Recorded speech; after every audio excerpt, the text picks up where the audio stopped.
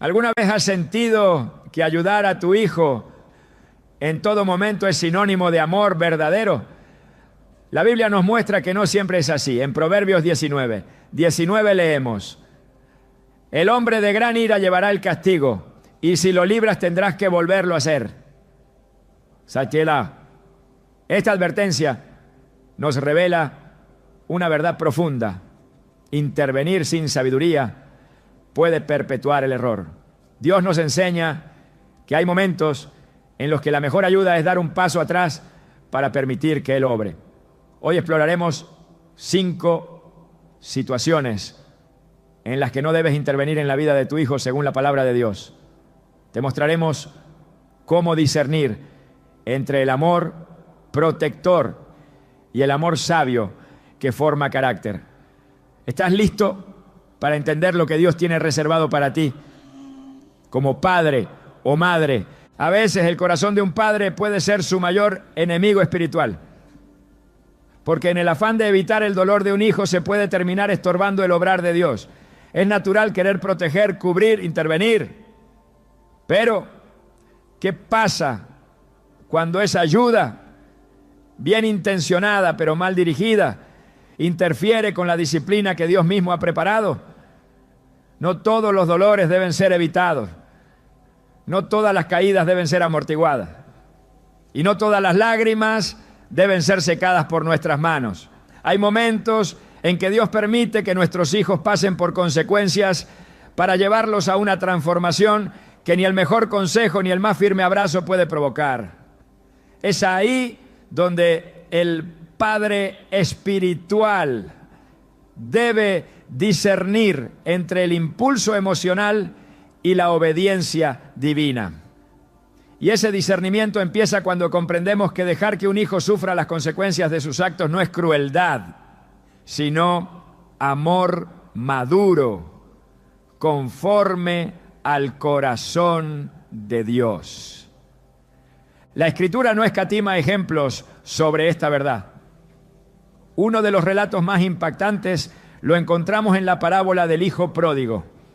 En Lucas 15, 11, 32, Jesús nos muestra a un joven que exige su herencia, despreciando la autoridad de su padre, y se marcha a vivir una vida de derroche y desenfreno. Lo que sorprende no es solo la actitud del hijo, sino la respuesta del padre. No se opone, no ruega, no intenta detenerlo. Le da lo que pide y lo deja ir. Es una decisión que desafía nuestra lógica parental.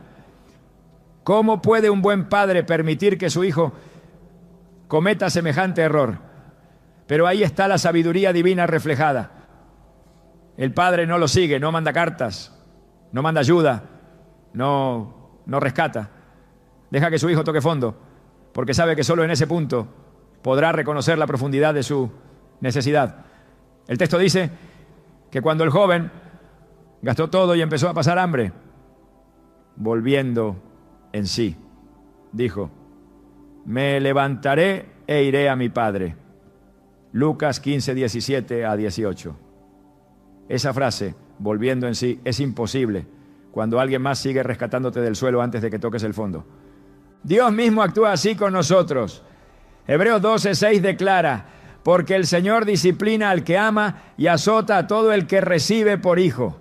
Este principio no cambia con nuestros hijos. Si Dios permite que enfrenten la cosecha de lo que han sembrado, no es castigo, es redención en proceso. Y cuando nosotros intervenimos para evitar ese proceso, no estamos ayudando, ya estamos estorbando.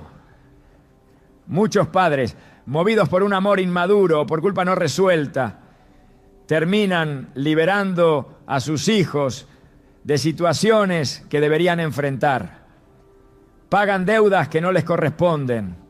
Sacan a sus hijos de cárceles emocionales o incluso físicas que ellos mismos se forjaron. Y lo hacen con las mejores intenciones, no, sin darse cuenta de que están prolongando la esclavitud del alma de su hijo.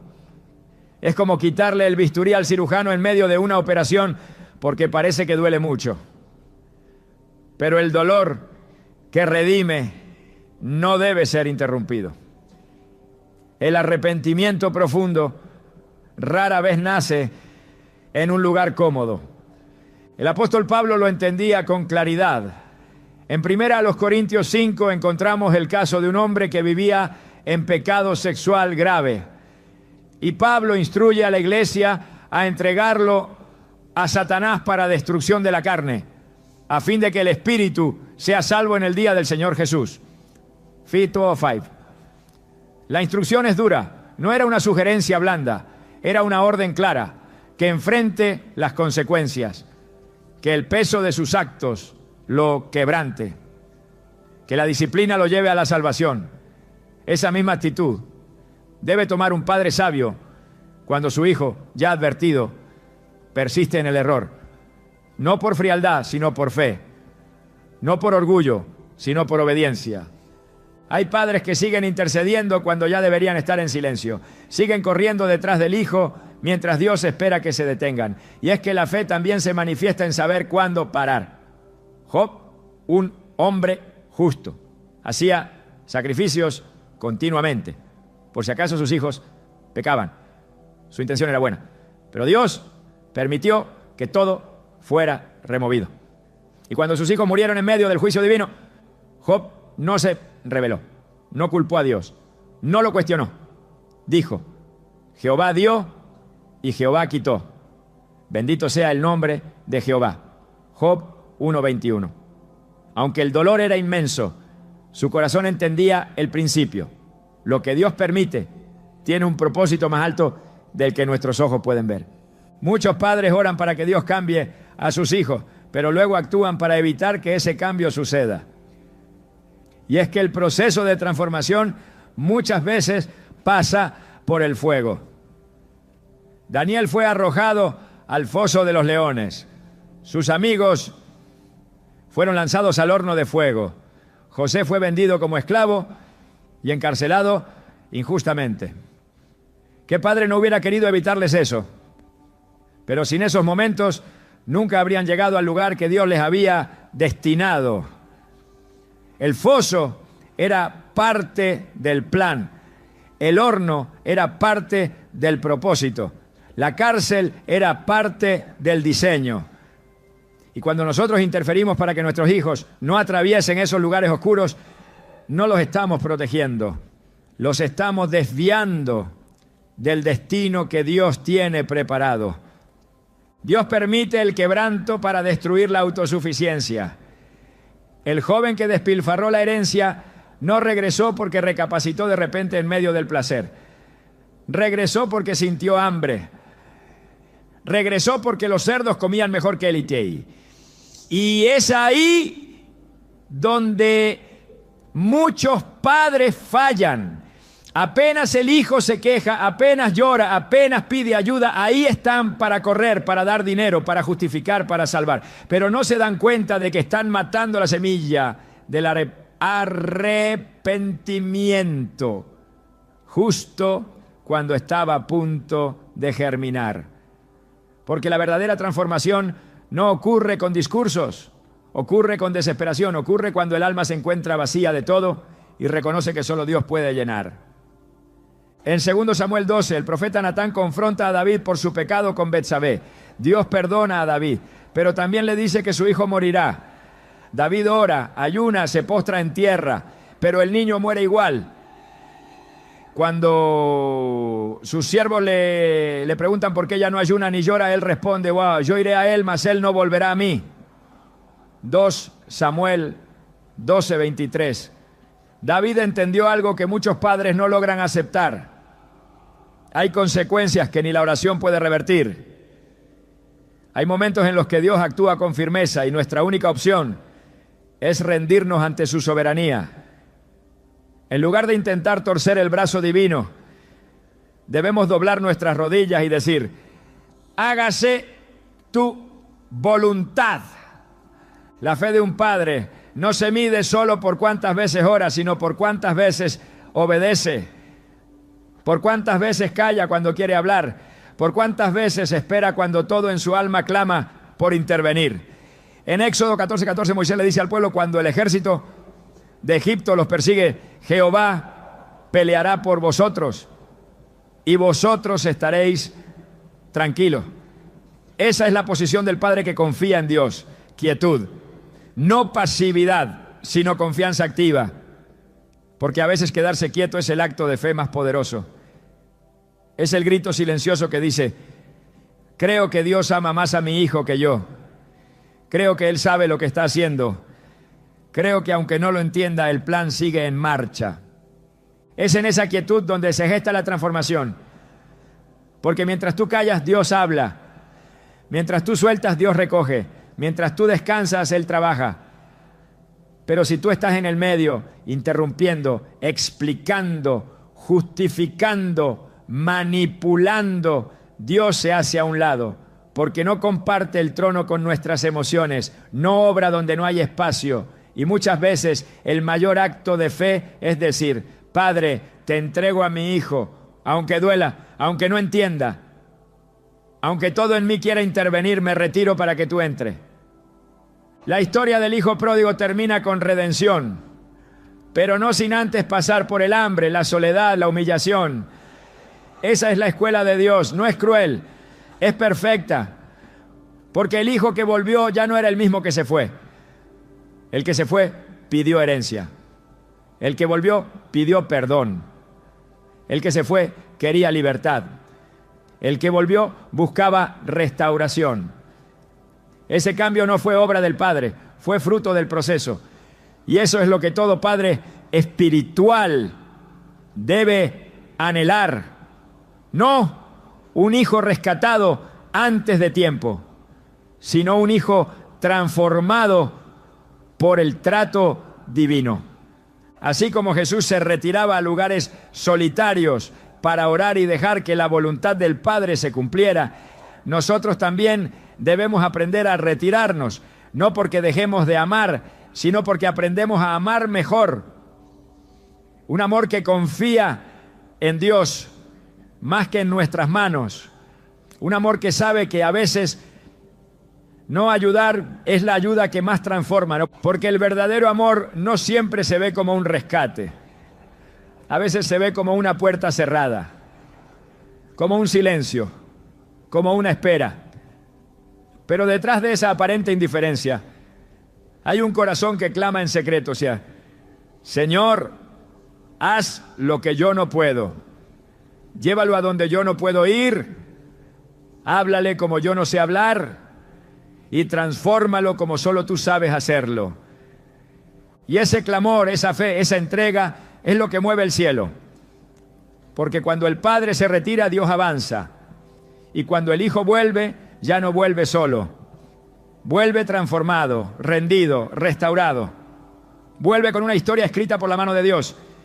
Y entonces el Padre puede correr a abrazarlo, no para rescatarlo, sino para celebrarlo, porque la obra ya está hecha y el corazón ha vuelto a casa.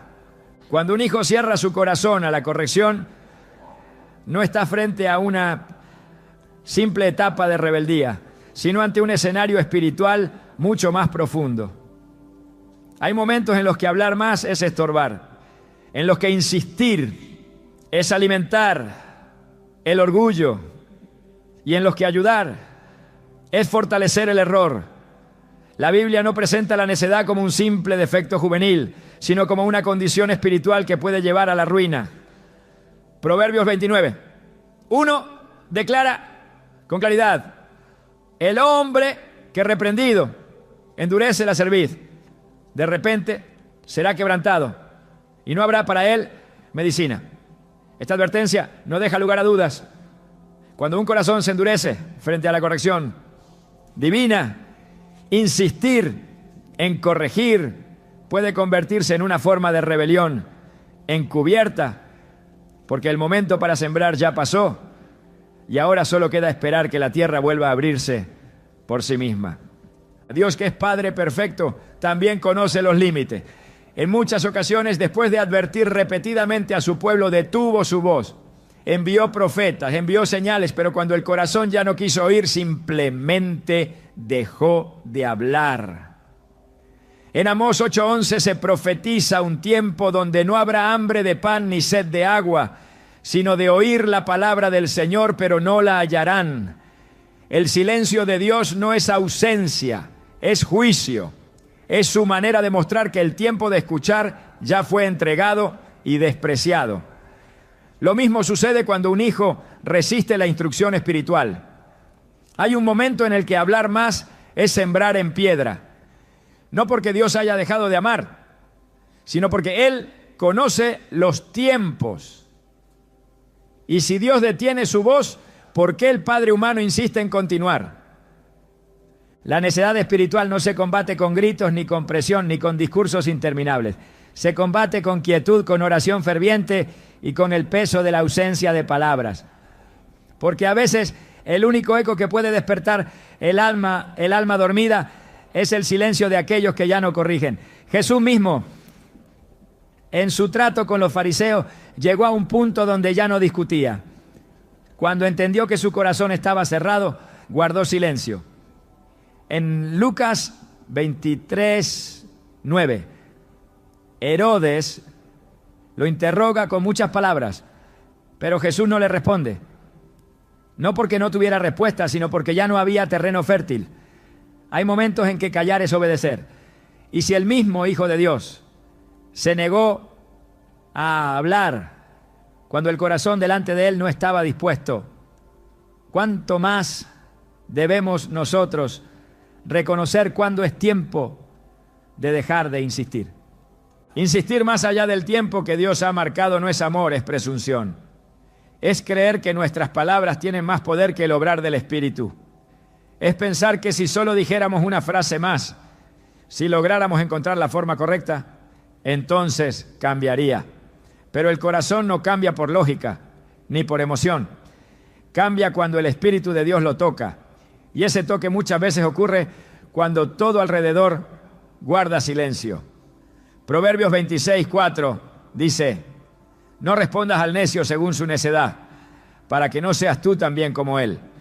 Este versículo muestra una verdad incómoda, que intentar razonar con quien ha decidido no razonar puede arrastrarte a su misma insensatez. Cuando un hijo ha traspasado el límite del consejo, seguir aconsejando ya no es sabiduría, es necedad compartida. El orgullo cierra la puerta a la corrección, y la Biblia es clara respecto al destino del orgulloso. Proverbios 16:18 afirma: antes del quebrantamiento es la soberbia, y antes de la caída la altivez de espíritu. Por eso, cuando un hijo se cierra con altivez a todo consejo, no se está preparando para el éxito, sino para la caída. Y el padre que insiste en corregir en ese momento no lo está salvando. Lo está interponiendo entre el hijo y el proceso que Dios ya ha establecido. En esos casos, el acto más difícil y más sabio es detenerse. Detenerse no por resignación, sino por obediencia. Detenerse no por falta de amor, sino porque el amor maduro sabe que el momento de hablar ha pasado y ahora es tiempo de esperar. Esperar no es abandono. Esperar es una forma de batalla espiritual. Es confiar en que Dios hará lo que tú ya no puedes hacer, en que su palabra sembrada años atrás no volverá vacía, en que su Espíritu, que conoce los caminos del alma, sabrá encontrar la grieta por donde entrar. Isaías 55:11 lo promete: así será mi palabra que sale de mi boca.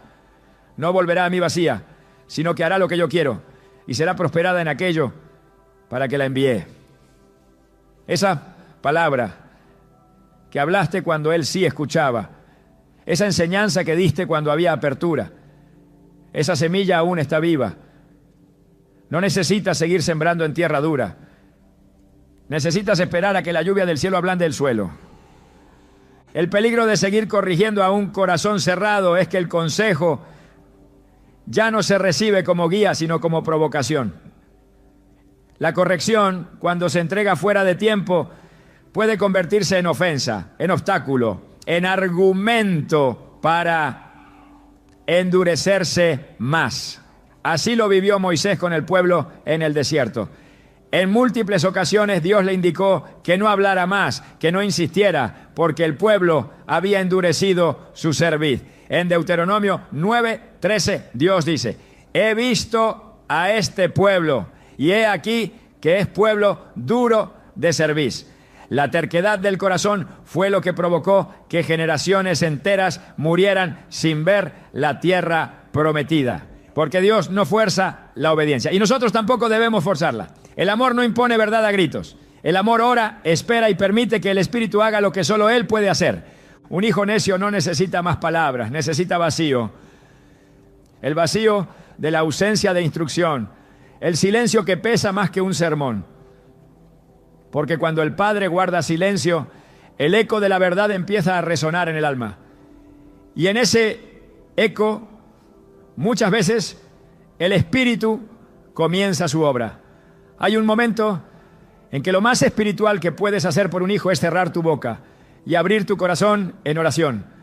La necedad es un muro y las palabras no lo derriban, pero la oración puede desgastarlo, grieta a grieta, hasta que caiga. Jesús enseñó que no se echan perlas delante de los cerdos, ni se da lo santo a los perros, porque lo pisotearán y se volverán contra ti. Mateo 7:6. Esta enseñanza no se refiere al valor de las personas, sino a la disposición de su corazón. Una perla lanzada a quien no la valora se vuelve en contra del que la entrega. Lo mismo sucede con el consejo cuando el corazón no quiere escuchar lo que en otro momento hubiera sido sabiduría. En el contexto de la necedad se transforma en motivo de burla, de rechazo, de más resistencia. Por eso, la sabiduría no está solo en saber qué decir, sino en saber cuándo callar. Y cuando el corazón de tu hijo está cerrado, ese es el momento exacto en que el silencio se convierte en la más poderosa forma de amor. Hay padres que creen que su misión es hablar siempre, aconsejar siempre, intervenir siempre. Pero hay un tiempo para todo. Eclesiastés 3:7 nos recuerda que hay tiempo de callar y tiempo de hablar. Saber cuál es cada uno es lo que distingue a un padre maduro de un padre impulsado por el miedo. El miedo habla de más. La fe sabe esperar. El miedo corre a intervenir. La fe permanece en oración. El miedo intenta controlar. La fe suelta con confianza. Porque un padre lleno de fe no necesita forzar la obediencia. Sabe que el Dios que llama también convence. Y que el Dios que siembra también cosecha, aun si tarda. Cuando el hijo necio comienza a vivir las consecuencias de su actitud, ahí es cuando la palabra sembrada empieza a germinar. El quebranto abre la puerta que la corrección no pudo abrir. Y es entonces cuando tus palabras volverán a tener peso, no por su fuerza, sino por el hambre del que ahora quiere escucharlas. Como dice Proverbios 25:11, manzana de oro con figuras de plata es la palabra dicha como conviene. Una palabra dicha en el tiempo de Dios tiene poder, pero la misma palabra dicha fuera de tiempo puede ser rechazada, ignorada o hasta usada en tu contra. No estás llamado a convencer, estás llamado a sembrar en su momento y luego a confiar. La obra de redención no depende de tu insistencia, sino del Espíritu que convence de pecado, de justicia y de juicio. Y si Él, que todo lo puede, decide esperar, tú también debes aprender a esperar. Porque el silencio obediente es una señal de confianza. Y esa confianza, aunque parezca pasiva, es una forma de batalla en el mundo espiritual. Es una declaración de que crees que Dios aún tiene la última palabra, aunque ahora no haya ninguna. En los evangelios Jesús compara la necedad con una casa construida sobre la arena. Cuando vienen los vientos, cae. Pero no dice que impidamos la caída, no dice que pongamos vigas extras para que no se derrumbe. Deja que la tormenta revele el verdadero fundamento.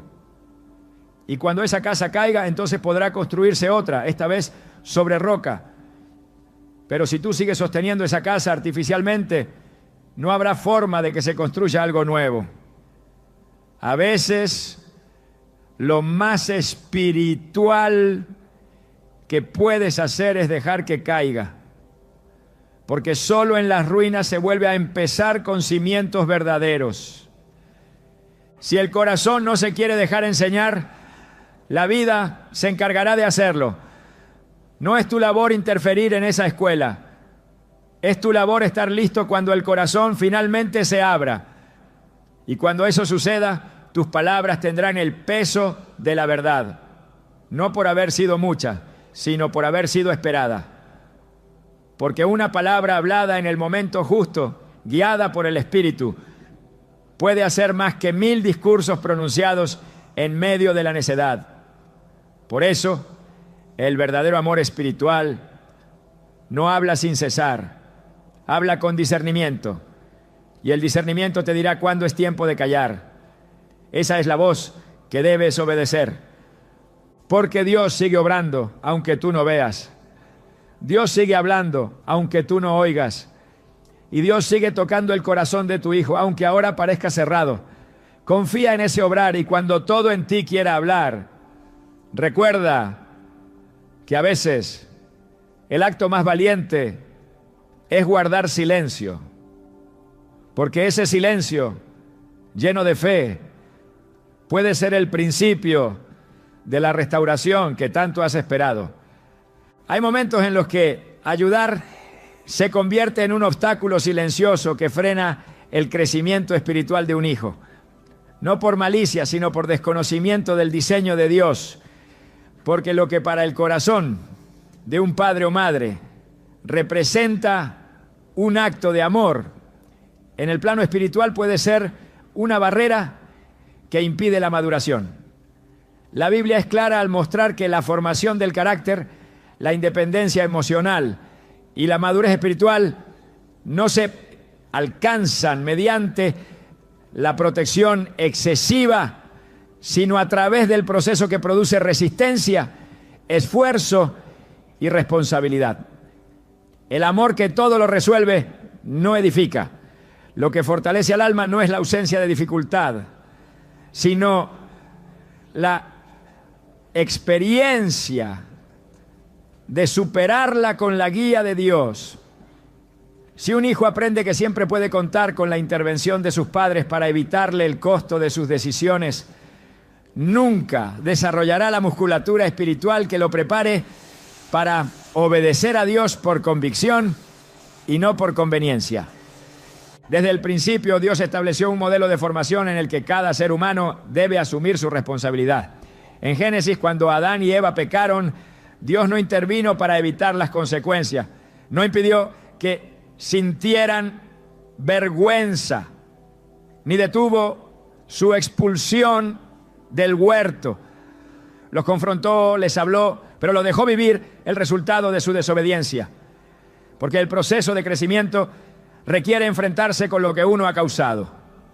Así, también con nuestros hijos. Si intervenimos cada vez que tropiezan, anulamos la oportunidad de que aprendan a depender del Señor. Les enseñamos sin querer que sus actos no tienen consecuencias reales, que siempre hay alguien que resolverá lo que ellos han roto. Ese mensaje forma adultos frágiles, emocionalmente inestables y espiritualmente vacíos. Proverbios 22:6 nos instruye. Instruye al niño en su camino y aun cuando fuere viejo no se apartará de él. Esta instrucción no implica resolverle la vida, sino mostrarle el camino, enseñarle principios, dejarle espacio para caminar por sí mismo. La formación espiritual no ocurre cuando se evita el dolor, sino cuando se enseña a caminar en medio de él. No hay madurez sin responsabilidad, ni carácter sin desafío. Si un hijo crece sabiendo que su padre o madre siempre intervendrá para evitarle el esfuerzo, nunca sentirá la necesidad de buscar a Dios. Su confianza se anclará en el auxilio humano, no en la provisión divina. Israel pasó por el desierto 40 años, no porque Dios no pudiera llevarlos en días a la tierra prometida, sino porque era necesario que desarrollaran fe, obediencia y dependencia. Deuteronomio 8:2 dice: y te acordarás de todo el camino por donde te ha traído Jehová tu Dios, estos 40 años en el desierto, para afligirte, para probarte, para saber lo que había en tu corazón, si habías de guardar o no sus mandamientos. El desierto fue escuela, no castigo. Fue una oportunidad de maduración. Así también hay etapas en la vida de nuestros hijos que deben parecer desierto. Lugares donde el padre no puede intervenir, porque si lo hiciera, anularía el proceso. Cada dificultad que enfrentan solos es una oportunidad para descubrir a Dios como proveedor, guía y consolador. Y si nosotros ocupamos ese lugar, ellos no lo buscarán a Él. La inmadurez se alimenta del auxilio constante. Un hijo que siempre recibe ayuda para salir de sus errores, para evitar sus pagos, para cubrir sus faltas, nunca aprenderá a rendirse ante Dios. Porque el que no enfrenta consecuencias no reconoce límites. Y el que no reconoce límites no busca redención. La madurez espiritual nace del reconocimiento del pecado, de la necesidad del vacío. Si el padre llena todos los espacios, impide que el hijo sienta el vacío que lo llevaría a los pies de Cristo. Por eso el amor que todo lo facilita puede ser, sin saberlo, un enemigo del arrepentimiento. En el Nuevo Testamento Jesús no rehuyó confrontar a quienes buscaban milagros sin compromiso. En Juan 6, después de alimentar a la multitud, muchos lo siguieron solo por el pan. Jesús les dice en el versículo 26, de cierto, os digo que me buscáis, no porque habéis visto las señales, sino porque comisteis el pan y os saciasteis. No les dio más pan, no multiplicó nada. Les habló de compromiso, de entrega, de una vida que exige sacrificio. Muchos se apartaron, pero Jesús no lo detuvo, no suavizó el mensaje, porque sabía que seguir alimentando una fe infantil produciría discípulos inmaduros, incapaces de sostenerse cuando llegara la prueba. Del mismo modo, si los padres dan y dan sin enseñar responsabilidad, sus hijos crecerán esperando milagros sin cruz, bendiciones sin obediencia, y eso los alejará de la verdad del Evangelio. La ayuda mal aplicada destruye el proceso de Dios. En lugar de formar adultos preparados para la vida, produce dependientes que no saben enfrentar el fracaso. Cada vez que se impide que un hijo enfrente una consecuencia, se forma una debilidad. Y cada debilidad que se alimenta con protección se convierte en una fortaleza espiritual mal edificada. Una vida sostenida por otros no puede ser testimonio del poder de Dios, porque solo quien ha caminado solo con el Señor puede hablar de su fidelidad. Jesús dijo en Mateo 7, 24 a 25, que el hombre sabio es el que construye sobre la roca, y cuando vienen lluvias, vientos y ríos, su casa no cae. La estructura espiritual que resiste no se edifica con protección constante, sino con instrucción y espacio.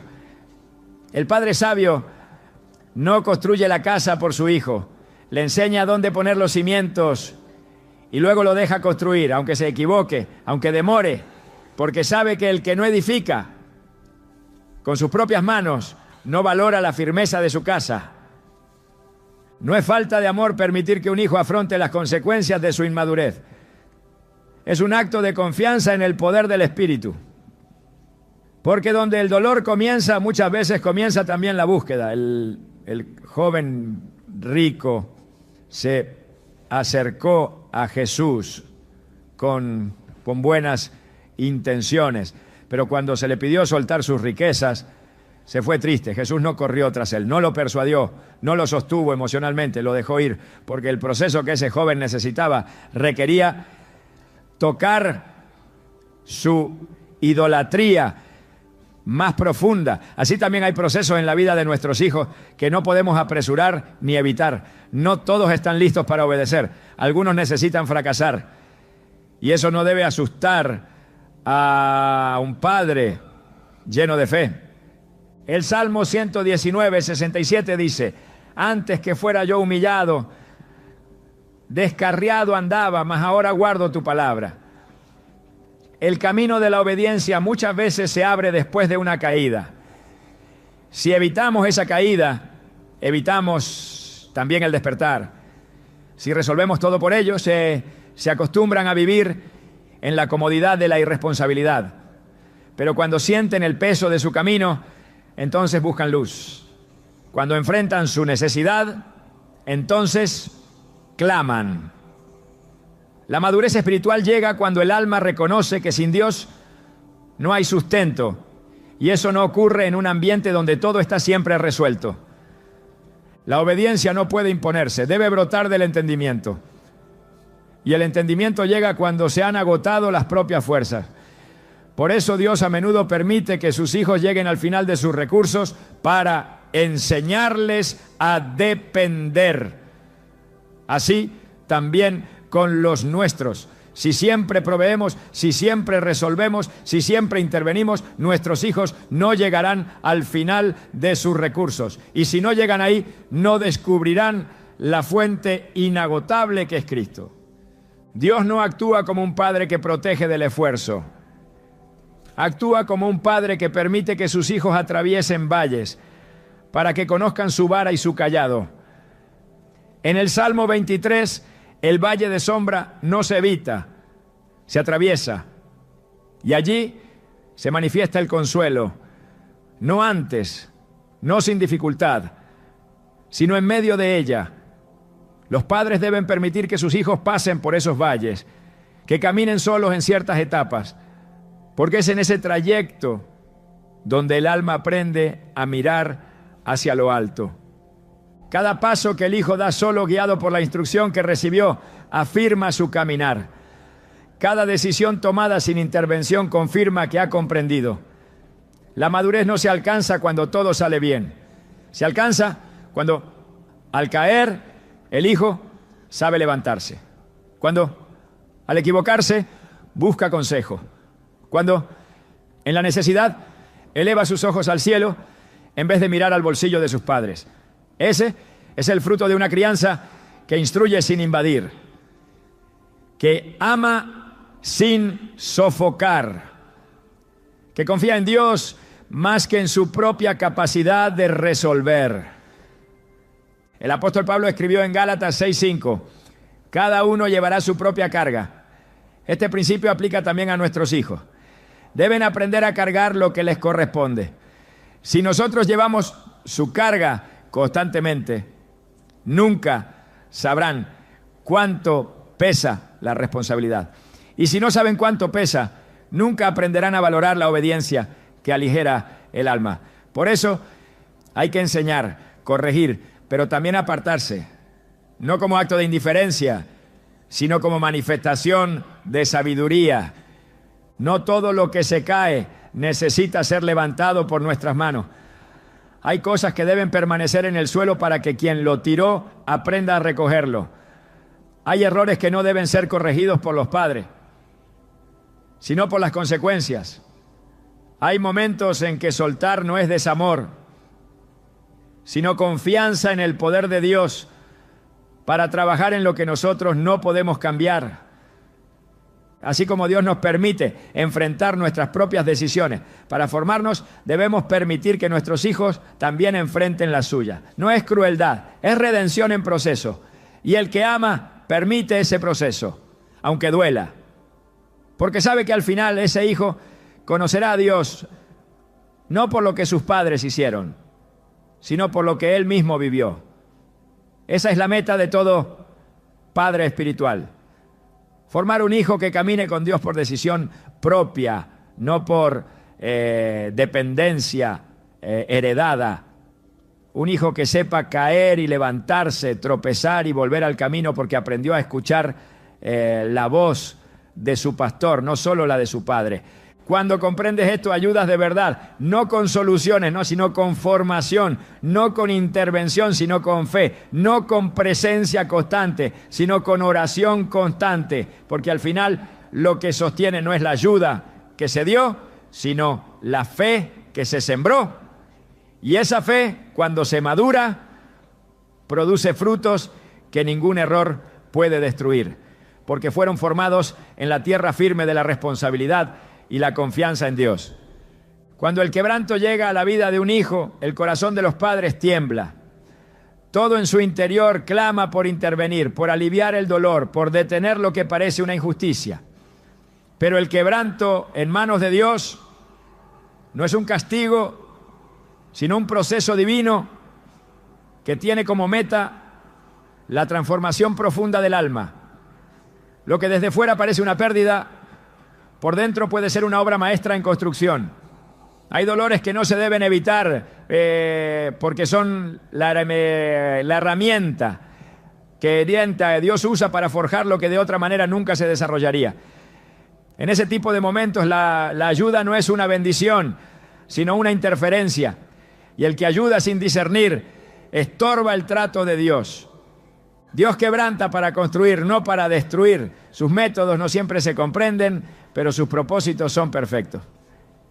Jeremías 18:4 presenta la imagen del alfarero, y la vasija de barro que él hacía se echó a perder en su mano, y volvió y la hizo otra vasija según le pareció mejor hacerla.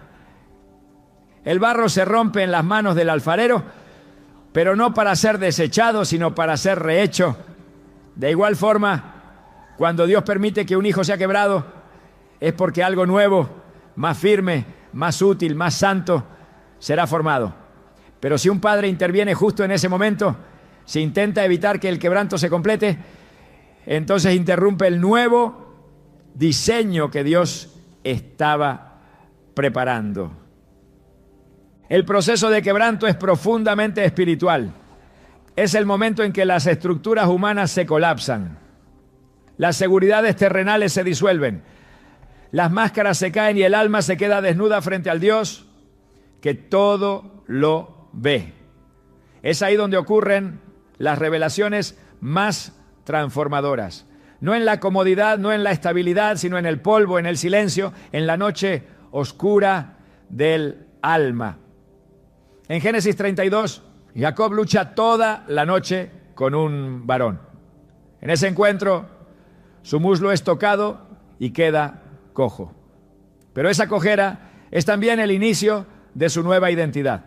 Ya no será Jacob el usurpador, sino Israel el que ha luchado con Dios y con los hombres y ha vencido.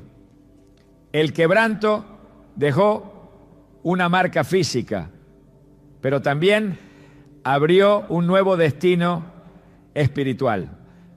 Un hijo que está siendo quebrado por Dios no necesita que sus padres lo levanten apresuradamente. Necesita espacio para escuchar lo que Dios quiere decirle en medio del polvo. Porque si alguien más lo toma de la mano y lo levanta antes de tiempo, no escuchará la voz que debía oír en el suelo. En Oseas 6, 1-2 se dice: venid y volvamos a Jehová, porque Él arrebató y nos curará, hirió y nos vendará. Nos dará vida después de 2 días. En el tercer día nos resucitará y viviremos delante de Él. Esta no es una promesa genérica de restauración, es una descripción del proceso. Dios hiere y luego sana. Dios permite que el alma se desmorone para luego edificarla sobre un fundamento que no puede ser movido. El quebranto no es fracaso, es reinicio, no es castigo, es revelación. Porque mientras todo va bien, el corazón humano se adormece. Confía en su fuerza, en su intelecto, en su entorno. Pero cuando todo se rompe, el alma empieza a clamar. Y ese clamor es el que Dios estaba esperando. Salmo 51, 17 afirma: los sacrificios de Dios son el espíritu quebrantado. Al corazón contrito y humillado no despreciarás tú, oh Dios. Un hijo que está siendo quebrado no necesita aplausos ni atajos. Necesita tiempo en el taller del espíritu. Ahí, en ese espacio donde el orgullo es disuelto, donde las prioridades son reordenadas, donde la voluntad es doblegada. Hay padres que con lágrimas sinceras ruegan por la restauración inmediata, pero no todo debe ser restaurado al instante. Algunas heridas deben supurar, algunas pérdidas deben doler, algunas derrotas deben durar lo suficiente como para destruir lo que estaba edificado sobre la arena. Porque si se levanta muy pronto, se levanta sobre lo mismo. Y si se levanta sobre lo mismo, volverá a caer. Dios no construye sobre ruinas mal curadas. Él limpia, arranca, arrasa y luego planta. Jeremías 1:10 describe este proceso claramente. Mira que te he puesto en este día sobre naciones y sobre reinos, para arrancar y para destruir, para arruinar y para derribar, para edificar y para plantar. El orden no es accidental. Primero viene la destrucción de lo viejo. Solo después la edificación de lo nuevo. Cuando un hijo está en ese punto donde todo parece perdido, donde nada tiene sentido, donde su alma está rota y vacía, ese puede ser el lugar exacto donde Dios ha decidido hablarle. No hay voz más clara que la que se escucha cuando todo lo demás ha callado. En Lamentaciones 3:28 a 29 se encuentra esta instrucción. Se sentará solo y callará, porque es Dios quien se lo impuso. Pondrá su boca en el polvo, por si aún hay esperanza. El silencio del quebranto es fértil. El polvo es sagrado. Ahí, en esa humillación impuesta por las circunstancias o por el trato directo de Dios, nace una nueva comprensión. Pero si alguien irrumpe en ese espacio con soluciones humanas, lo contamina, porque lo que debía ser altar se convierte en escenario. Y en lugar de rendición, se produce distracción. Dios trata con el carácter, no solo con las circunstancias. El hijo que está siendo quebrantado por una pérdida, una traición, un error grave o una puerta cerrada, está siendo llevado a ver más allá de lo visible. Dios no busca reparar la situación primero, sino moldear el interior. Y cuando ese moldeado está en marcha, ninguna intervención externa debería interrumpirlo. En Hebreos 12:11 se declara: es verdad que ninguna disciplina al presente parece ser causa de gozo, sino de tristeza, pero después da fruto apacible de justicia a los que en ella han sido ejercitados. La disciplina no es agradable, pero es necesaria, y produce fruto, pero solo si se permite que el proceso se complete. Los padres muchas veces desean proteger a sus hijos del sufrimiento, sin saber que ese sufrimiento es el camino a la redención. Pero la palabra no respalda una vida sin dolor. Respaldan una vida en la que el dolor es redimido. Job lo experimentó, lo perdió todo. Fue quebrado en lo emocional, en lo físico, en lo familiar. Pero al final Dios habló desde el torbellino. Y esa voz no llegó cuando los amigos lo rodeaban con explicaciones. Llegó cuando el silencio lo envolvió.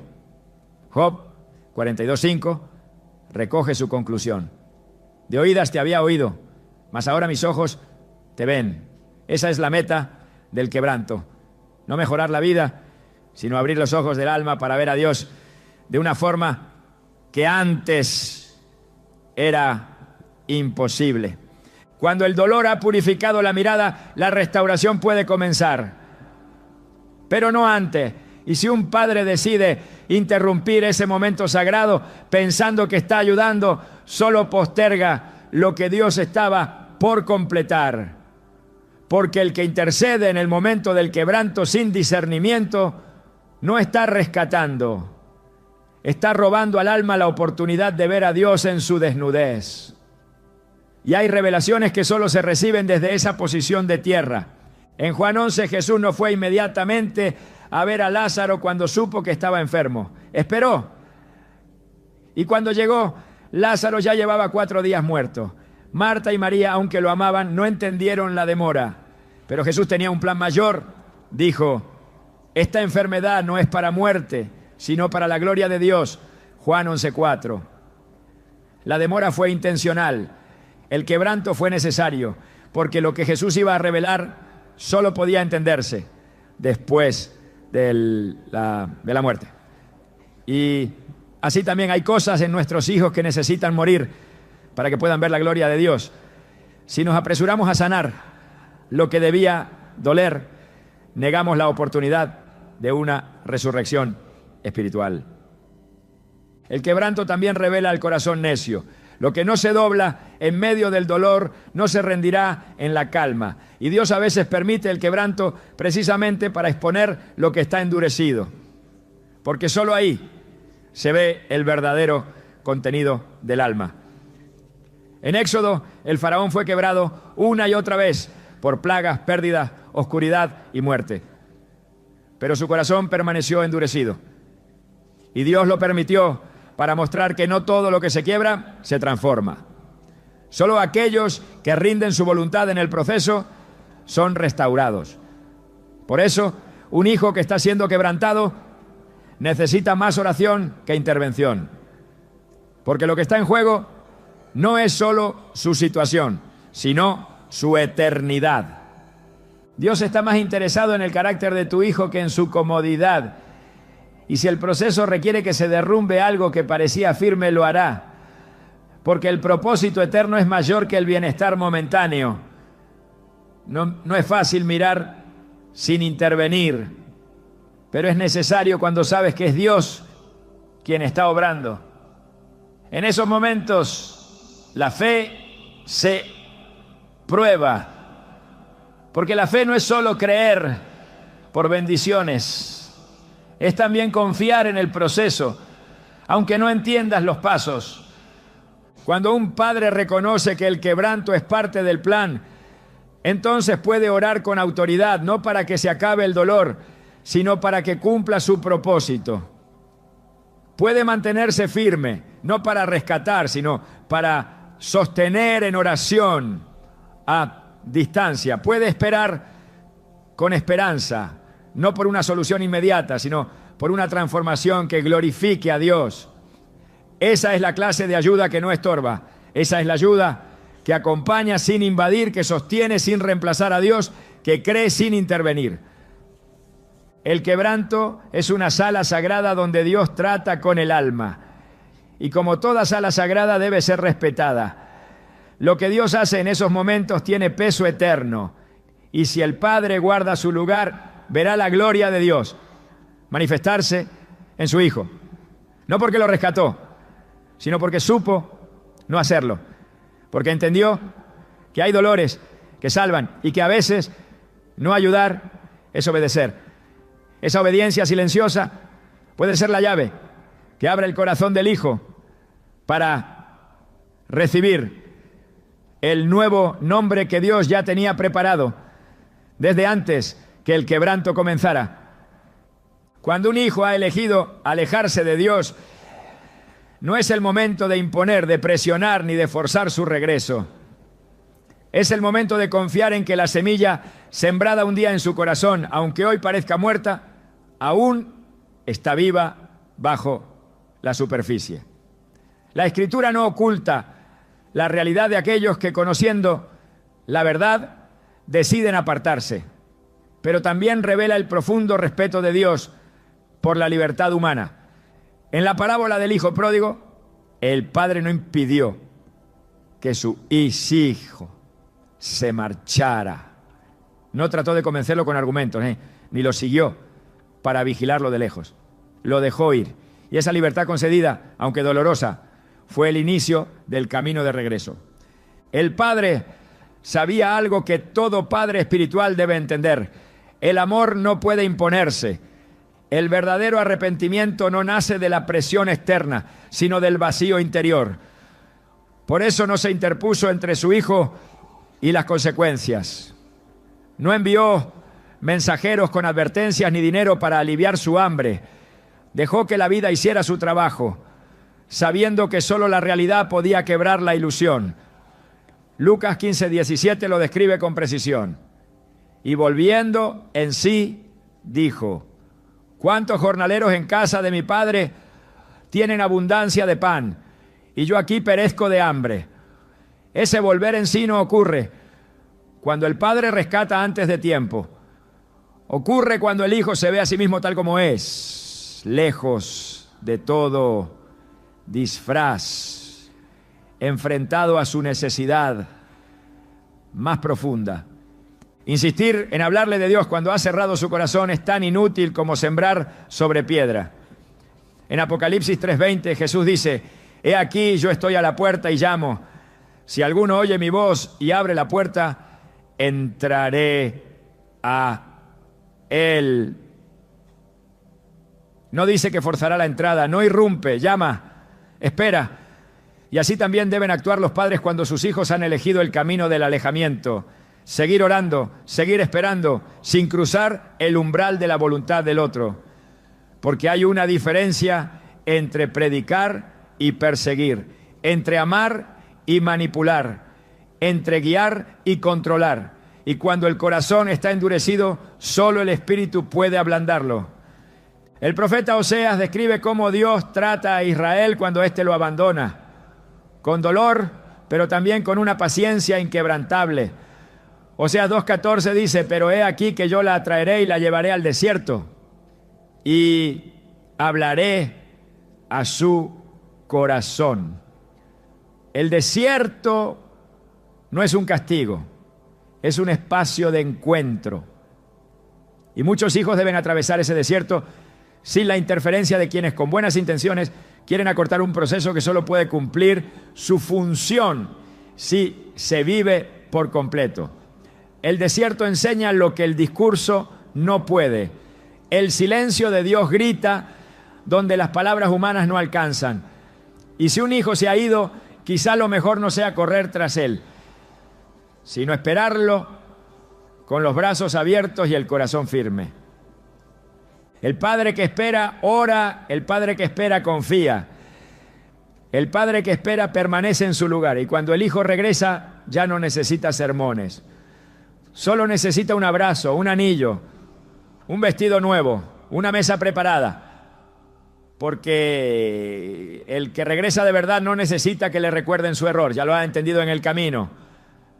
Necesita saber que aún tiene un lugar, y ese lugar solo se mantiene si los padres supieron no intervenir cuando Dios estaba trabajando.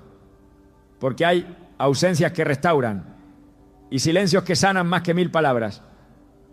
Y a veces amar es no ir tras Él, sino quedarse donde siempre ha estado el amor, en casa, esperando. Hay momentos en los que el Espíritu Santo habla con tal claridad que el alma lo sabe, aunque no pueda explicarlo con palabras. Cuando Dios muestra que no debes intervenir en la vida de tu hijo, no es una sugerencia, es una instrucción. Y obedecer esa instrucción puede ser el mayor acto de fe que un padre está llamado a realizar. Porque el impulso natural es actuar, resolver, ayudar. Pero hay situaciones en las que la obediencia consiste precisamente en no hacer nada, en no moverse, no opinar, no interferir, porque lo que Dios está haciendo en lo invisible necesita espacio, silencio y rendición total de parte nuestra. En Hechos 16, Pablo y Silas quieren predicar en Asia, pero el Espíritu Santo se los impide, no porque fuera un mal plan, sino porque no era el plan de Dios en ese momento. Esa negativa divina no tenía sentido desde la lógica humana, pero fue parte de la guía precisa del cielo. Así también hay momentos en los que ayudar a un hijo parece correcto, parece noble, incluso parece urgente, pero Dios dice no. Y cuando Él cierra una puerta, intentar forzarla es desobediencia. El discernimiento no es una herramienta emocional, es una sensibilidad espiritual que se cultiva en la intimidad con Dios. Y si Él ha dicho que no intervengas, debes detenerte aunque tu corazón esté desgarrado. El rey Saúl fue desechado no solo por desobedecer, sino por actuar cuando debía esperar. En el primer libro de Samuel 13, en vez de esperar al profeta Samuel, Saúl ofreció el sacrificio por su cuenta. El resultado fue catastrófico. No se trataba de una falta de recursos, sino de una falta de obediencia. Saúl actuó sin tener autorización divina y eso selló su destino. Este principio es crucial para los padres que quieren ser guiados por Dios. Actuar fuera del tiempo o de la voluntad del Señor puede traer consecuencias más graves que la aparente inacción. A veces, el verdadero sacrificio no es hacer, sino esperar. No es correr, sino quedarse quieto. El Salmo 37, 7 lo dice con firmeza. Guarda silencio ante Jehová y espera en Él. Esta espera no es pasiva, es una postura espiritual activa de entrega, de rendición, de confianza absoluta. Porque solo quien confía de verdad puede soltar. Solo quien cree que Dios está obrando, aunque no lo vea, puede mantenerse en paz mientras el proceso se desarrolla. Y eso se aplica especialmente cuando se trata de los hijos. Verlos sufrir, equivocarse o alejarse y no intervenir, solo es posible cuando se ha comprendido que Dios los ama más de lo que nosotros somos capaces de amar, que Él ve lo que nosotros no vemos y que su plan, aunque incomprensible, es perfecto. En Isaías 55, 8 a 9, Dios declara: porque mis pensamientos no son vuestros pensamientos, ni vuestros caminos mis caminos. Como son más altos los cielos que la tierra, así son mis caminos más altos que vuestros caminos. Esta distancia entre lo que creemos correcto y lo que Dios realmente quiere exige humildad. Exige reconocer que aunque nuestra intención sea buena, solo su voluntad es perfecta.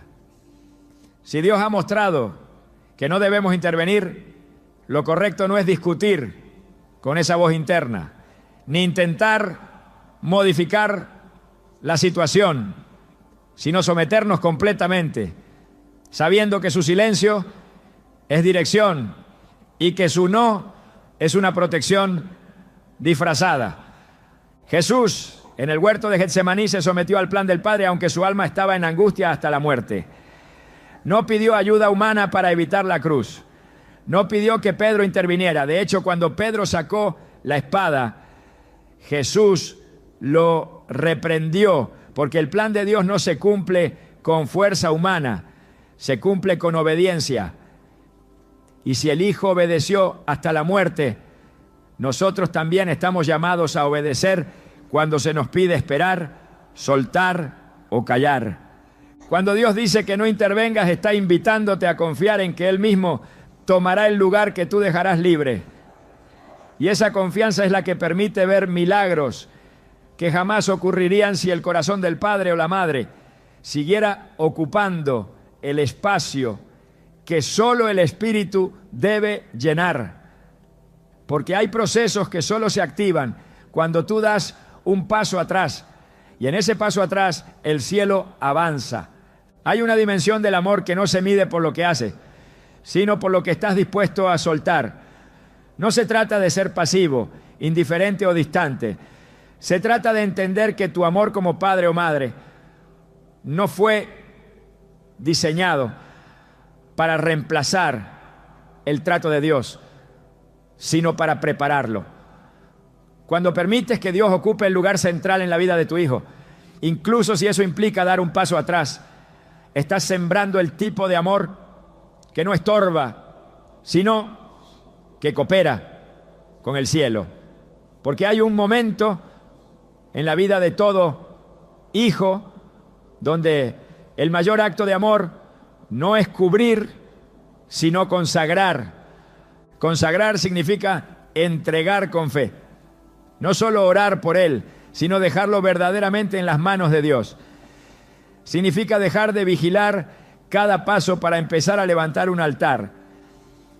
Dejar de intentar controlar sus decisiones para comenzar a declarar sobre su vida el propósito eterno que fue escrito desde antes de que naciera.